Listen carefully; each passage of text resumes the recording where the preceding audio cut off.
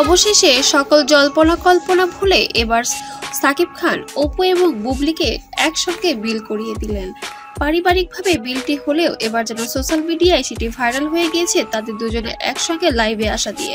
থাকি তবে আমরা জিতে যাব এবং আগামীতে ভালো কিছু করতে পারবো, আগামী ভবিষ্যৎকে আমরা ভালো কিছু উপহার দিতে পারবো, সেই শিক্ষাটা দিতে পারবো।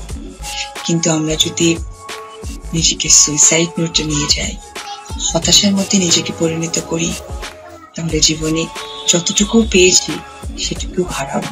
মানুষগুলোর সাথে যদি আমি একটু কানেকশন রাখি বা একটু যদি কানেক্টেড হই, তাহলে মনে হয় আমার নিজের কাছে ভালো লাগবে। বিকজ আপনারা তো আমাদেরকে সবসময় ভালোবাসে দিয়েই।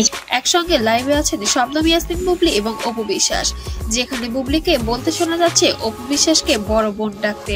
রীতিমতো ভাইরাল হয়ে গিয়েছে নেট পাড়া। বর্তমানে যেন নেট খুললেই দেখা যাচ্ছে শুধুমাত্র অপু এবং বুবলি। তাছাড়াও তারা সবসময় বিতর্কের মধ্যে দিয়ে যেতে পছন্দ করে, তাদের ব্যক্তিগত জীবনে যেন বিতর্কের শেষ নেই। তবে সাকিবকে কেন্দ্র করে এই দুই মহিলা সবসময় যেন চরম সমালোচনার তুঙ্গে থাকে। তবে এবার যেন সবকিছু কাটিয়ে এবার প্রকাশে আসলেন অপু এবং বুবলি।